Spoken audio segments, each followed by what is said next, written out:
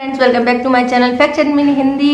कैसे हो आप सभी? आई होप आप सभी अच्छे होंगे और आप अपना ख्याल रख रहे होंगे। तो फ्रेंड्स, जैसे कि मैंने प्रीवियस वीडियो में आपको बताया था कि सर्दी के सीजन में बीपी हाई होने के क्या क्या कारण हो सकते हैं और इसको क्या सच में सर्दी की वजह से आपका जो है बीपी हाई होता है। तो आज की वीडियो में हम आगे की बात करते हैं। जैसे कि अगर सर्दी में बीपी हाई हो रहा है तो इसको आप नेचुरली तरीके से कैसे कंट्रोल कर सकते हैं, इसके बारे में बात करेंगे। फ्रेंड्स, हाई बीपी की जो समस्या है वो एक ऐसी समस्या है जो बहुत ज्यादा बढ़ गई है। यहाँ तक कि यंग एज के लोगों में भी हाई बीपी देखने को मिल रहा है। अगर बीपी को कंट्रोल नहीं करते हैं तो इसकी वजह से आपको स्ट्रोक आने की भी संभावना रहती है। हाई बीपी होने के बहुत सारे कारण होते हैं, जैसे कि बैड कोलेस्ट्रॉल का बढ़ जाना, सोडियम का बढ़ जाना। लेकिन सर्दी में अगर आपका बीपी देखेंगे तो गर्मी में के मुकाबले में जो सर्दी होती है उसमें आपका बीपी हाई होता है। इसका सबसे बड़ा कारण यही होता है कि बाहर की जो सर्दी ठंडी हवाएं होती हैं, जब वो हमारी बॉडी से टकराती है तो हमारी बॉडी की जो अंदर की मांसपेशियां हैं, नसें हैं, वो अपने आप को सिकोड़ लेती हैं ताकि आपकी जो ऊर्जा है या आपकी जो तापमान है वो बाहर ना जाए और हमारा बॉडी का टेम्परेचर मेंटेन रहे। इसी कारण से जब सिकुड़ जाती है तो ब्लड फ्लो जो है बहुत मुश्किल से होने लगता है और आपका बीपी जो है हाई होने लगता है। इसके अलावा आपकी लाइफ स्टाइल में भी बहुत कुछ चीजें होती हैं, जैसे कि बैड फैट होता है, इसकी वजह से आपका बीपी जो है हाई रहता है। अगर आप बहुत ज़्यादा सोडियम वाली चीज़ें खाते हैं तो आपका बीपी जो है हाई रहता है। इसके अलावा फ्रोजन फूड है, पैक्ड फूड है या फिर अनहेल्दी खाना जो है आपके बीपी को हाई रख सकता है।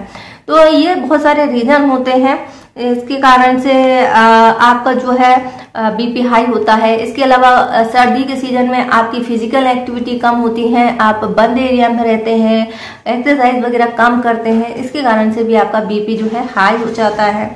इसके अलावा विटामिन डी की कमी भी एक बहुत बड़ा कारण होती है, जिसके कारण से आपका बीपी जो हाई हो जाता है। क्योंकि सर्दी के सीजन में आप ज़्यादा देर तक या बहुत ज़्यादा धूप में नहीं जा पाते हैं या फिर आपकी बॉडी जो है वो कपड़ों से कवर रहती है, जिसके कारण से आपको पर्याप्त मात्रा में विटामिन डी नहीं मिलता और आपका बीपी जो है हाई हो जाता है। इसके अलावा आपका डाइट जो है बहुत इफेक्ट करता है। सर्दी में हम ज़्यादातर चीज़ें ऐसी खाते हैं जो हमारे वेट को बढ़ाता है। जब आपका वेट बढ़ता है तो आपका बीपी हाई होने लगता है। इसके अलावा अगर हम बात करें तो बहुत सारी ऐसी चीज़ें हैं जो आपकी डाइट में रहती हैं, जैसे कि पैक्ड फूड है, डेयरी प्रोडक्ट हैं या फिर आप फ्रोजन फूड खाते हैं, सॉसेस खाते हैं, तो ये सभी चीज़ें जो है आपके बीपी को हाई करती हैं।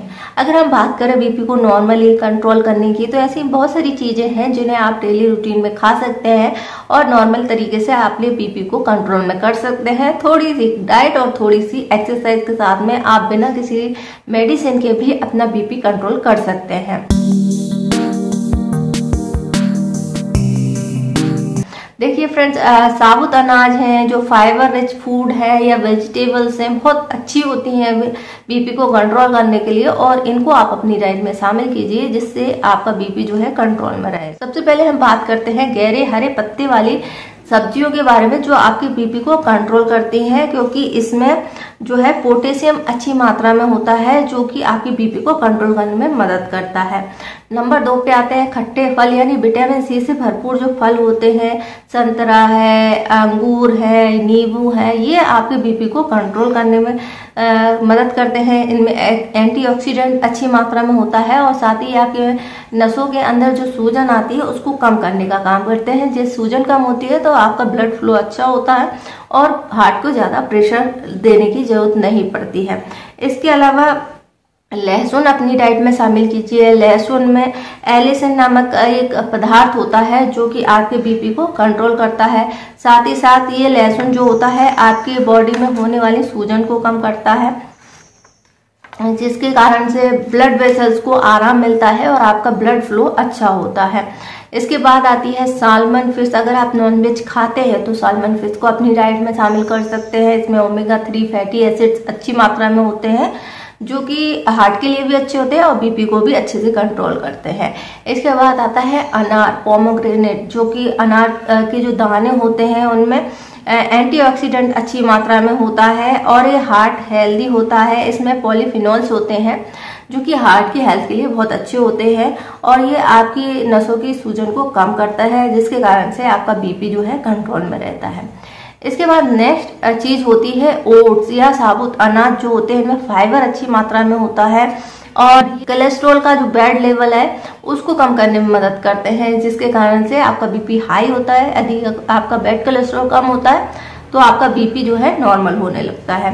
इसके बाद होता है चुकंदर। चुकंदर जो होता है इसमें नाइट्रेट्स होते हैं जो कि बीपी को कंट्रोल करने में बहुत अच्छे होते हैं। नाइट्रेट जो होते हैं नाइट्रेट ऑक्साइड में बदल जाते हैं और ये आपके ब्लड वेसल्स को आराम पहुंचाते हैं।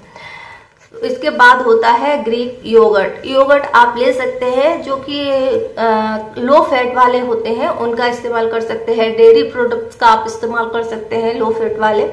तो जो गुड फैट होता है वो हमेशा ही बॉडी के लिए हेल्दी होता है और आपके बीपी को कंट्रोल करता है। जैसे कि कुछ ड्राई फ्रूट्स हैं उनमें गुड फैट होता है और ये आपके बीपी को बहुत अच्छे से कंट्रोल करते हैं। तो आप एक मुट्ठी ड्राई फ्रूट्स भी ले सकते हैं। इनमें ओमेगा 3 फैटी एसिड्स होते हैं, एंटीऑक्सीडेंट्स होते हैं, फाइबर होते हैं जो आपकी बीपी को कंट्रोल करते हैं। साथ ही साथ आपकी हार्ट की हेल्थ के लिए भी बहुत अच्छे होते हैं। इसके बाद अगर हम बात करें तो होता है हल्दी, जो कि हर घर में होती है और हर रोज यूज की जाती है। तो चाहे तो आप इसको दूध के साथ में लें या आपकी सब्जी में लें।